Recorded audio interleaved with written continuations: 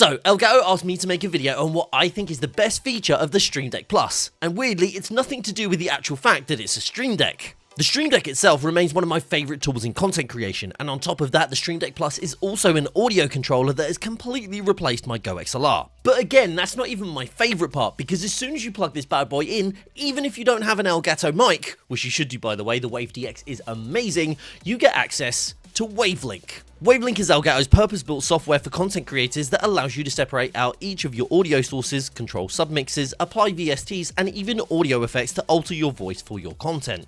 On top of all that, the Stream Deck Plus is the perfect tool combined with Wavelink, as you can use the dials, buttons, and even the touchscreen to control each and every audio source independently. You can even link your submixes in the Wavelink software so they remain at the same ratios as you manage your audio using the dials, or use dial stacks to swap between audio sources and submixes if you prefer to have a little bit more control. And to top it all off, this works with any USB or XLR mic, so if you're not looking to upgrade your mic, mixer, and more, the Stream Deck Plus still has you covered.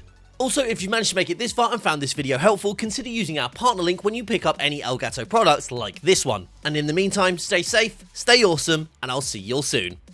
Bye-bye.